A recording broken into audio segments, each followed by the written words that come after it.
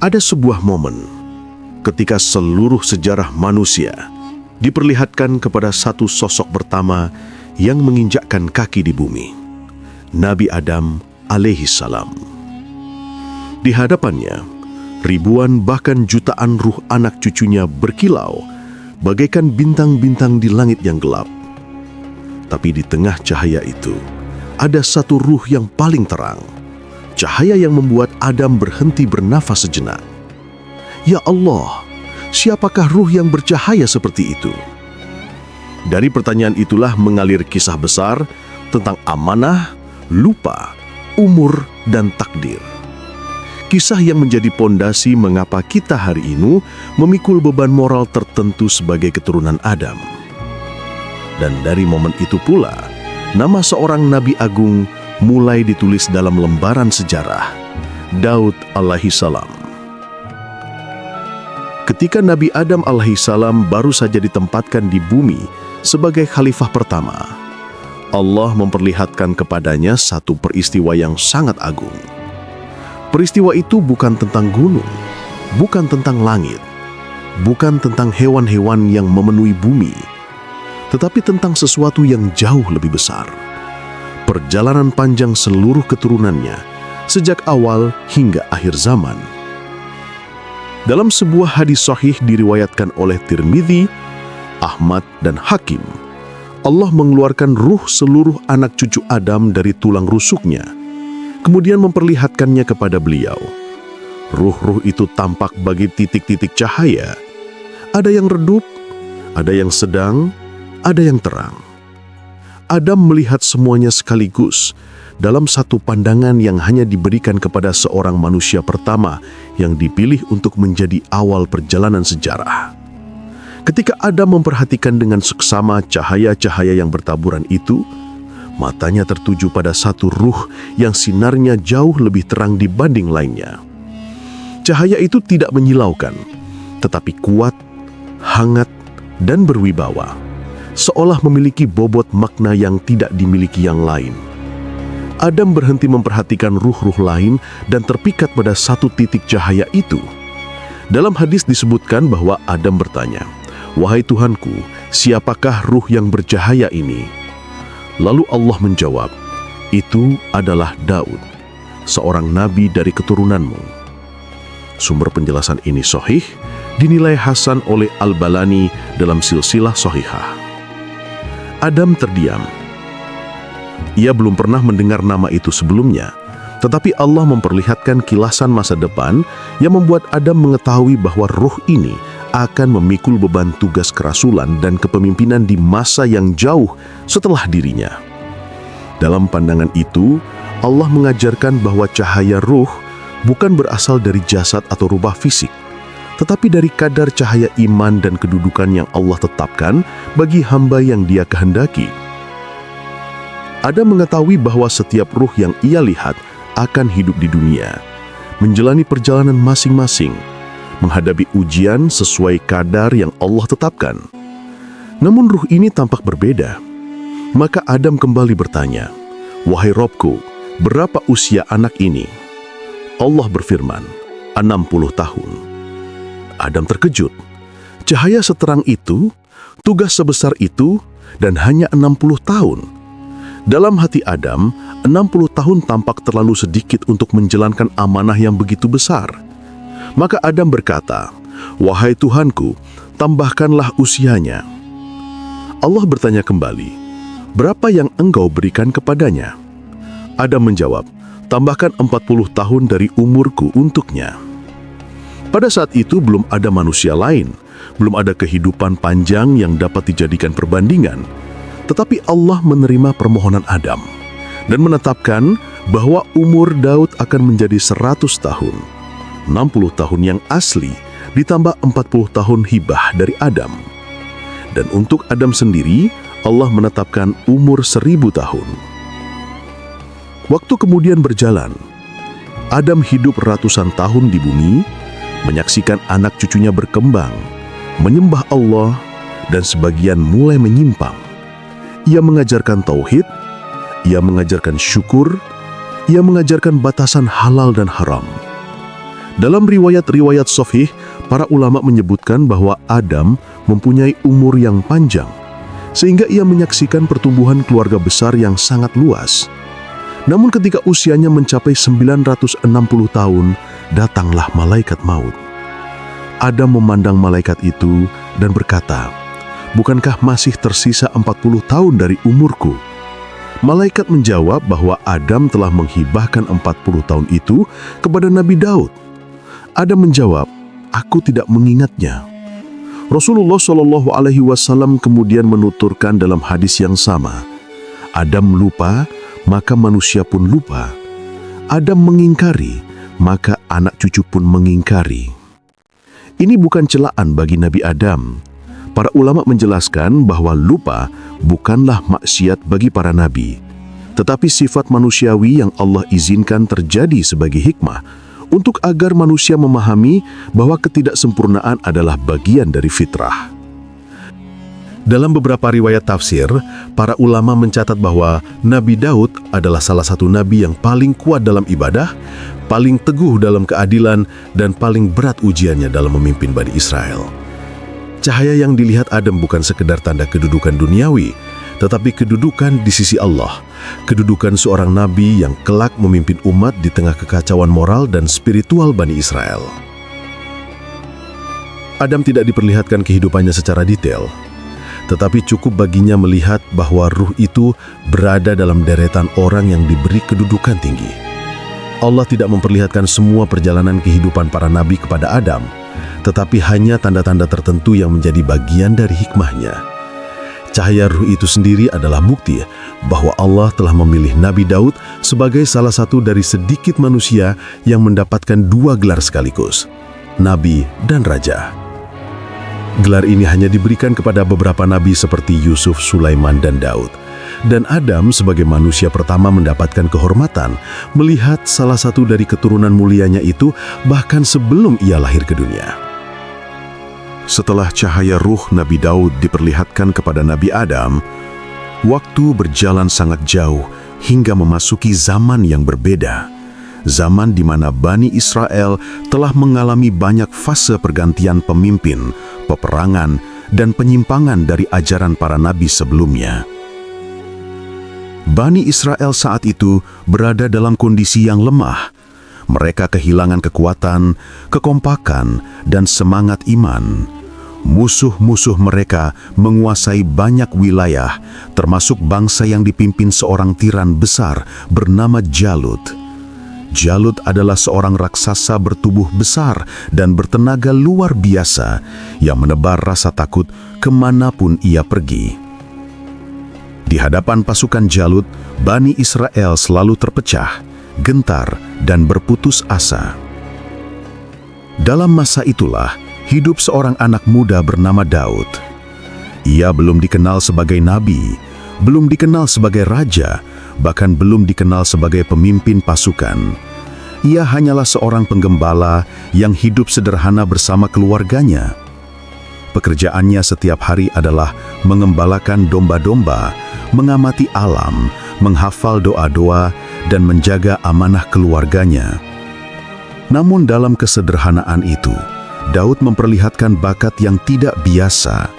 Ia memiliki kecerdasan, keberanian, dan ketenangan hati yang jarang dimiliki pemuda seusianya. Bahkan sebelum ia dikenal sebagai pemimpin, ia dikenal terlebih dahulu sebagai seorang yang memiliki hubungan yang tenang dan dekat dengan Allah.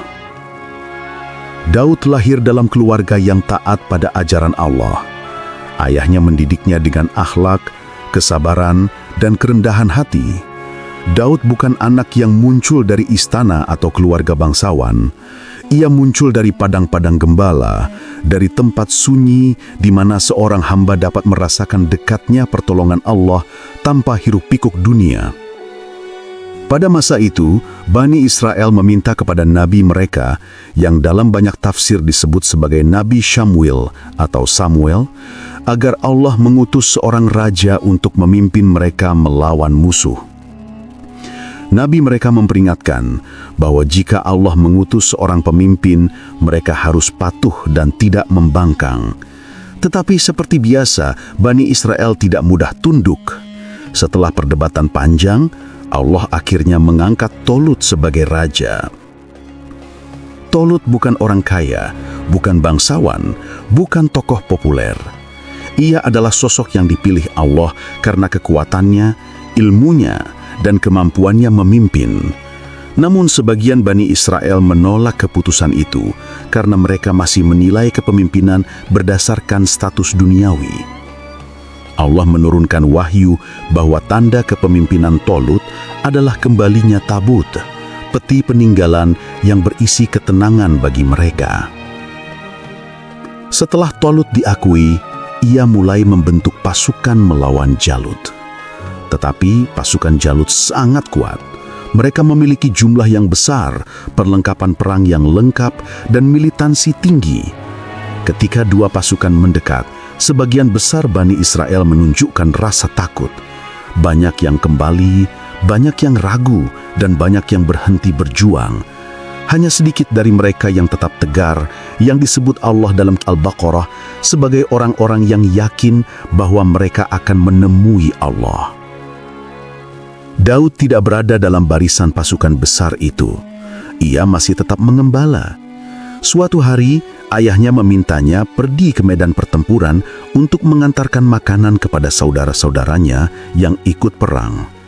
Daud menerima perintah itu dengan patuh dan berangkat membawa gandum dan bekal. Ia sama sekali tidak berniat masuk dalam pertempuran besar melawan Jalut. Ia hanya melaksanakan tugas seorang anak kepada ayahnya. Namun sesampainya di medan perang, Daud melihat sebuah pemandangan yang berbeda. Ia melihat Jalut berdiri di tengah lapangan dengan baju besi besar yang memantulkan cahaya matahari. Jalut menyeru pasukan Bani Israel untuk memanggil seorang yang berani maju melawannya satu lawan satu. Siapapun yang mampu mengalahkannya akan mengalahkan seluruh pasukannya. Tetapi tidak ada seorang pun yang berani maju. Tolut sebagai seorang raja dan pemimpin pasukan menyadari bahwa tidak ada dari tentaranya yang cukup kuat menghadapi Jalut. Daud memperhatikan suasana itu. Ia melihat ketakutan yang menyelimuti barisan pasukan Bani Israel. Ia mendengar ejekan Jalut yang menghina mereka dan Tuhan mereka. Maka ia bertanya kepada para prajurit tentang apa yang sedang terjadi. Mereka menjelaskan tentang Jalut dan tantangannya, serta ketidakberanian siapapun untuk maju. Daud merasa tergerak dalam hatinya. Ia tidak bergerak karena bangga, bukan bergerak karena ambisi, tapi karena keyakinan kuat bahwa Allah lebih besar daripada siapapun di muka bumi. Ia kemudian maju dan mengatakan kepada Talut bahwa ia ingin menghadapi Jalut. Para prajurit menertawakannya. Mereka mengatakan bahwa Daud hanyalah seorang anak rekahan, penggembala yang tidak memiliki pengalaman perang.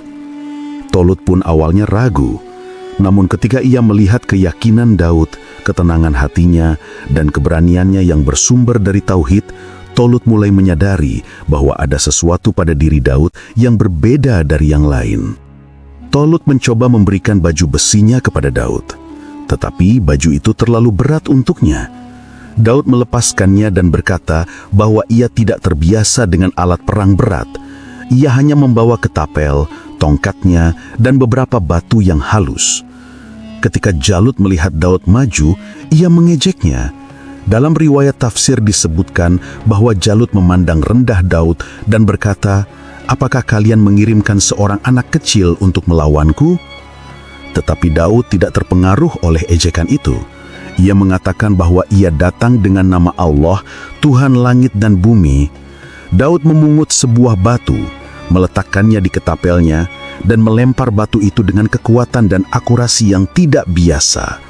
Dengan izin Allah, batu itu meluncur tepat mengenai kepala Jalut dan menjatuhkannya. Pasukan Jalut gonjang-ganjing. Ketika Jalut roboh, seluruh pasukannya tercerai-berai, dan kemenangan besar berada di pihak Bani Israel. Kemenangan ini tidak hanya mengakhiri kediktatoran Jalut, tetapi juga mengubah jalan hidup Daud untuk selamanya. Ia tidak lagi hanya menjadi penggembala, ia menjadi seorang pahlawan besar. Allah kemudian memberikan kepadanya kerajaan dan kenabian. Dan dari titik inilah perjalanan Nabi Daud sebagai nabi dan raja dimulai. Kemenangan Daud atas Jalut menjadi titik balik yang tidak hanya mengubah arah peperangan, tetapi juga mempengaruhi hati Bani Israel. Mereka yang sebelumnya meragukan kekuatan Allah, kini menyaksikan bagaimana seorang pemuda yang tidak memiliki baju besi, tidak memiliki pedang, bahkan tidak memiliki pengalaman perang, mampu mengalahkan simbol terkuat dari pasukan musuh. Peristiwa itu menjadi bukti bahwa kemenangan tidak selalu diberikan kepada pasukan terbesar, tetapi kepada siapa saja yang hatinya paling yakin kepada Allah. Daud menjadi tanda bahwa takdir Allah dapat membalikan keadaan dengan cara yang tidak pernah disangka. Setelah Jalut roboh, pasukan musuh tercerai-berai dan Bani Israel meraih kemenangan besar. Dalam kegembiraan itu, Tolut membawa Daud pulang ke negerinya dan memperkenalkannya kepada rakyat sebagai pahlawan. Namun, popularitas yang meningkat tidak mengubah Daud. Ia tetap rendah hati, tetap menjalankan kewajiban sebagai keluarga biasa, dan tetap menggembala ketika tugasnya tidak diperlukan. Ketika sebagian kaum mulai memuji kehebatannya, Daud mengembalikan semua pujian itu kepada Allah, karena ia tahu bahwa ketepilnya bukanlah penyebab kemenangan. Batu itu bukan penentu, kekuatan tangannya bukan faktor. Yang membuat batu itu tepat mengenai sasaran hanyalah pertolongan Allah. Rakyat mulai mencintai Daud. Mereka melihat padanya ketulusan, keberanian, dan keimanan yang tidak dibuat-buat. Nama Daud semakin dikenal di seluruh wilayah Bani Israel. Namun, popularitas itu juga menimbulkan kecemburuan di hati sebagian orang, termasuk sebagian pengikut Tolut. Tetapi Tolut sendiri menyadari bahwa apa yang terjadi pada Daud bukan sesuatu yang bisa ia lawan. Ia melihat tanda-tanda kenabian dalam diri pemuda itu, meski Allah belum menurunkan wahyu kepadanya secara penuh. Dalam masa inilah, Allah mempersiapkan Daud untuk tugas yang jauh lebih besar. Meskipun ia telah berhasil mengalahkan Jalut, Allah belum memberinya kerajaan secara langsung. Kejayaan itu harus didahului proses panjang yang akan membentuk kepribadiannya sebagai pemimpin. Ia harus mengenal umatnya lebih dalam, merasakan kebutuhan rakyatnya, dan memahami susah payah kehidupan sebelum ia duduk di kursi kekuasaan. Ini adalah sunatullah bagi para nabi dan pemimpin. Mereka tidak dibesarkan dalam kemewahan, tetapi dalam ujian-ujian yang menguatkan jiwa. Daud kemudian mulai membantu Tolut dalam urusan pemerintahan dan peperangan. Ia memimpin sebagian pasukan kecil dan mulai dikenal sebagai panglima muda yang bijaksana. Ia tidak mengandalkan kekuatan fisiknya, tetapi kecerdasannya dalam mengatur strategi dan ketajaman membaca situasi. Setiap peperangan yang ia pimpin berakhir dengan kemenangan, dan ini membuat rakyat semakin percaya kepadanya. Namun, sebagaimana manusia adalah makhluk yang diuji, Daud pun menghadapi ujian besar. Dalam beberapa riwayat tafsir, diceritakan bahwa sebagian orang mulai memuji Daud secara berlebihan di hadapan Tolut. Pujian itu memicu fitnah, karena sebagian pengikut Tolut memandang popularitas Daud sebagai ancaman terhadap kekuasaan. Daud tidak meminta kekuasaan, ia tidak mencari jabatan. Tetapi ujian kecemburuan manusia adalah hal yang tidak dapat dihindari dalam perjalanan seorang hamba Allah yang dipilih. Allah melindungi Daud dari permusuhan itu, dan setelah beberapa waktu, Tolut wafat dalam peperangan. Dengan wafatnya Tolut, Allah menurunkan ketetapan yang disebutkan dalam Al-Baqarah ayat 251. Allah memberikan kepada Daud kerajaan dan hikmah. Para ulama tafsir menjelaskan bahwa hikmah di sini berarti kenabian. Daud bukan hanya menjadi raja, tetapi juga nabi yang menerima wahyu dari Allah. Di usia yang masih sangat muda, ia memegang dua amanah besar sekaligus, memimpin umat dan menyampaikan wahyu.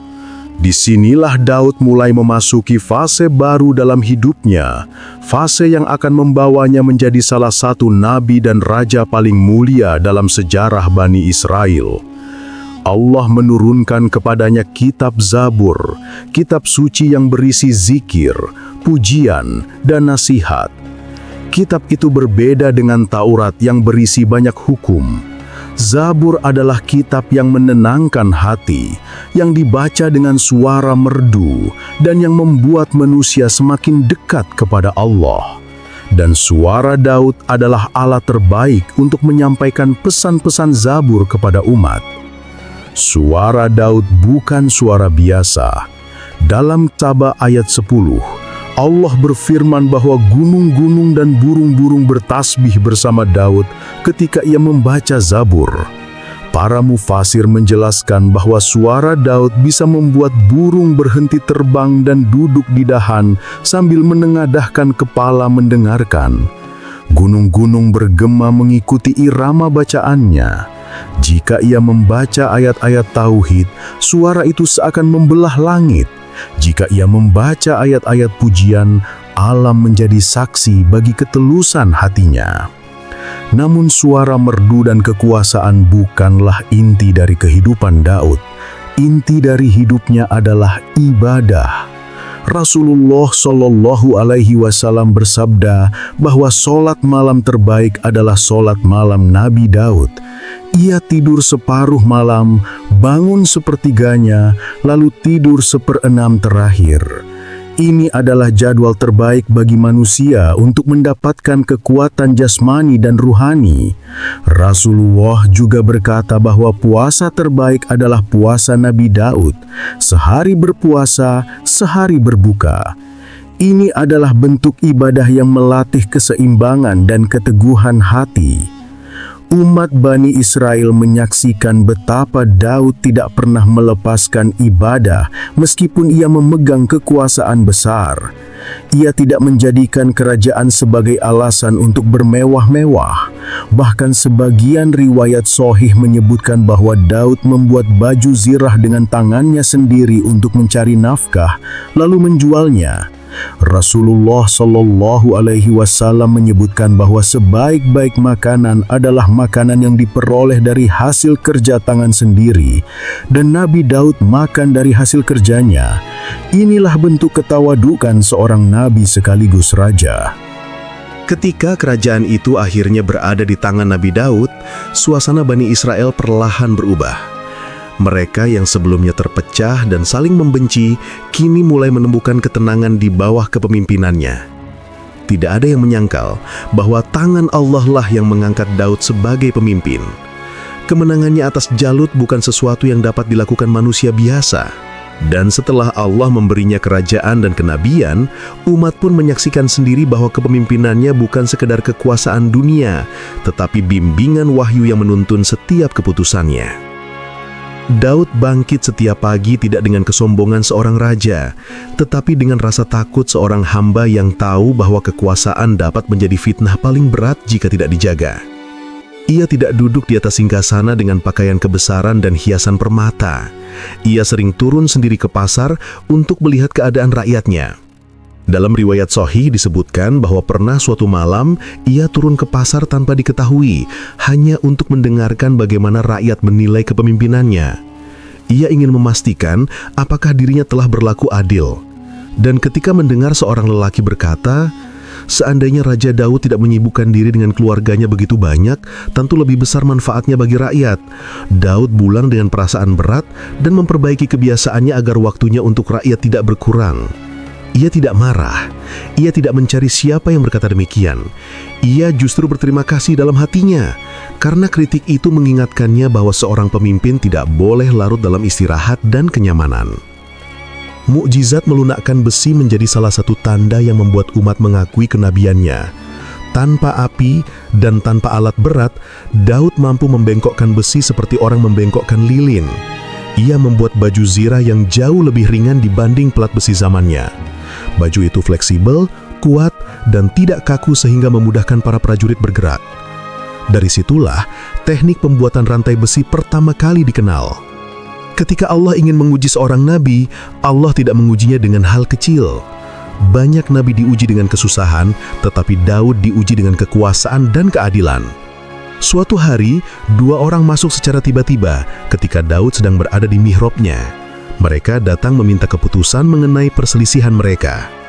Daud yang merasa kaget dengan cara masuk mereka, mendengarkan salah seorang dari keduanya yang berkata bahwa saudaranya memiliki 99 ekor kambing, sedangkan ia hanya satu, tetapi saudaranya tetap meminta agar kambing satu itu disatukan dengannya. Daud langsung memutuskan bahwa yang memiliki banyak kambing telah berbuat zalim. Tetapi peristiwa itu bukan perselisihan biasa, itu adalah sebuah ujian dari Allah, sebagaimana dijelaskan dalam Sot ayat 21-26. Ketika menyadari pelajaran itu, Daud sujud dan bertaubat karena ia terlalu cepat memutuskan perkara tanpa mendengar sisi lain dari pihak yang kedua. Itu tidak membuatnya malu, justru itulah yang membentuknya menjadi hakim terbaik pada zamannya. Setelah itu, setiap kali orang datang meminta keputusan, ia mendengarkan kedua pihak dengan sabar. Ia tidak pernah memutuskan sesuatu berdasarkan penampilan, status, atau kedudukan seseorang. Ia memutuskan berdasarkan kebenaran dan keadilan, dan Allah memujinya karena sifat itu. Namun, perjalanan seorang nabi tidak berhenti pada kemenangan dan ibadah. Setiap nabi memiliki akhir, dan Daud pun demikian. Ketika usianya telah memasuki masa tua, Allah mempersiapkan seseorang untuk meneruskan tugas besarnya. Seseorang yang bukan hanya akan melanjutkan kerajaan itu, tetapi akan memperluasnya dengan mukjizat yang bahkan lebih besar. Anak itu adalah Sulaiman. Daud mendidiknya sejak kecil, bukan dengan gelar, bukan dengan kedudukan, tetapi dengan akhlak seorang nabi. Ketika melihat kecerdasan Sulaiman, Daud tahu bahwa Allah menyiapkannya untuk sesuatu yang tidak kecil. Namun, masa Daud sendiri perlahan mendekati akhir. Dalam sebagian riwayat disebutkan bahwa ketika Daud wafat, burung-burung turun hingga mendekati bumi untuk menaungi jenazahnya, seolah mencerminkan bagaimana mereka dahulu bertasbih bersama suaranya. Bani Israel menangisi kepergiannya. Mereka kehilangan seorang raja yang adil dan seorang nabi yang memimpin mereka dengan wahyu, bukan ambisi. Tidak ada yang melupakan bahwa kerajaan itu tidak dibangun dari kesombongan, tetapi dari sujud, sholat malam, dan puasa yang tidak pernah berhenti. Daud meninggalkan dunia dengan membawa nama yang dihormati langit dan bumi. Ia meninggalkan kerajaan yang kokoh, tetapi yang lebih penting, ia meninggalkan nilai bahwa kekuatan sejati datang dari hati yang mengenal Allah.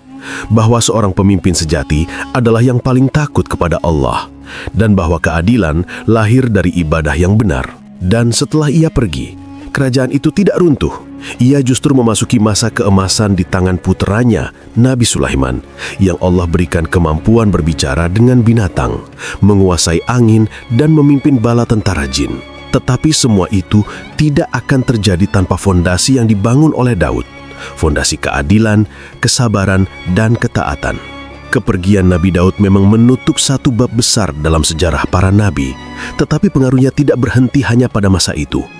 Setelah jenazahnya dimakamkan, masyarakat Bani Israel masih merasakan wibawa dan ketenangan yang seolah tetap tertinggal di sekitar istana.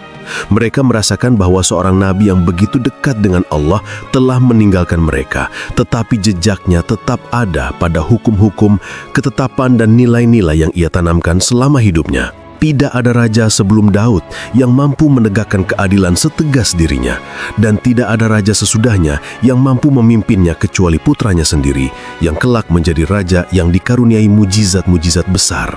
Setelah wafatnya Daud, kerajaan itu tidak dipenuhi perebutan kekuasaan sebagaimana sering terjadi pada bangsa-bangsa lain. Tidak ada perang saudara, tidak ada pengkhianatan, dan tidak ada keluarga yang memperebutkan tahta. Sebab seluruh umat sudah tahu bahwa Allah sendiri telah memberi isyarat bahwa Sulaiman adalah pewaris kepemimpinan itu. Sejak kecil, Sulaiman menunjukkan kecerdasan yang luar biasa dalam mengambil keputusan. Dalam riwayat tafsir diceritakan bahwa ketika ia masih muda, ia pernah memutuskan perkara yang tidak dapat diputuskan oleh orang dewasa.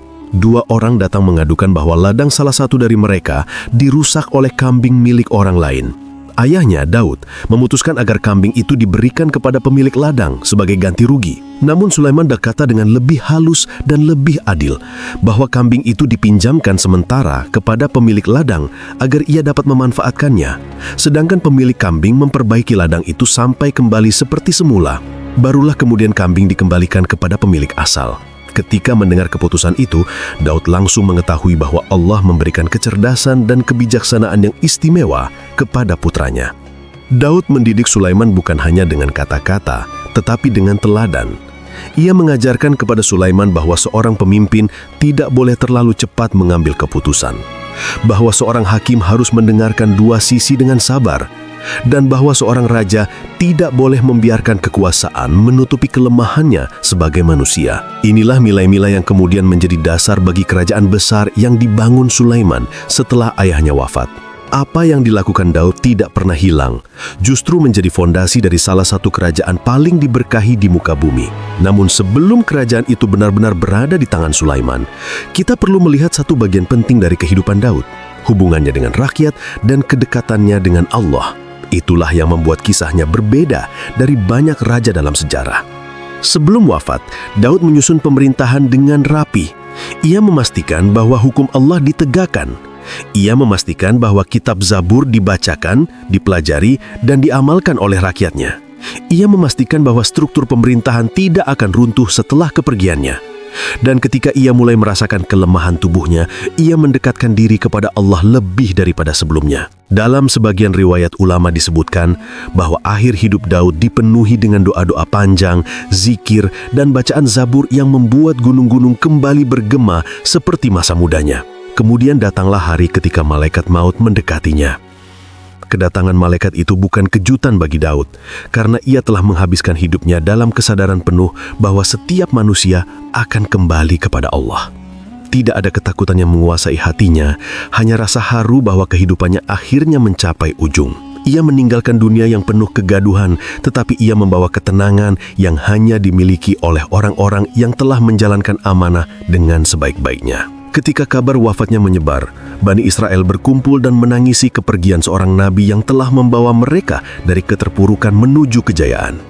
Mereka menangis bukan hanya karena kehilangan raja, tetapi karena kehilangan seorang guru, pembimbing, dan pelindung spiritual. Sulaiman kemudian berdiri menggantikan ayahnya. Tetapi kisah itu bukan bagian dari bab ini. Bab ini adalah tentang akhir perjalanan seorang hamba yang dipilih Allah untuk menyatukan dua jabatan besar, kenabian dan kerajaan. Tidak banyak manusia yang pernah diberi dua amanah sekaligus seperti itu, karena keduanya membutuhkan sifat-sifat yang bertolak belakang. Kelembutan seorang pendakwa dan ketegasan seorang raja. Tetapi Daud mampu menjalankannya karena hatinya lebih tunduk kepada Allah daripada kepada kekuasaan. Dengan wafatnya Daud, seluruh hikmah hidupnya menjadi pelajaran bagi umat manusia sepanjang sejarah. Kita belajar darinya bahwa seorang pemimpin harus adil, bahwa kekuatan sejati berasal dari iman, bahwa ibadah adalah benteng dari kesombongan, dan bahwa suara hati yang dekat kepada Allah sanggup mengguncangkan gunung-gunung. Tidak ada yang sia-sia dalam perjalanan Daud. Setiap kemenangan, setiap ibadah, setiap air mata dan setiap sujudnya menjadi bagian dari warisan agung yang Allah abadikan dalam Al-Quran.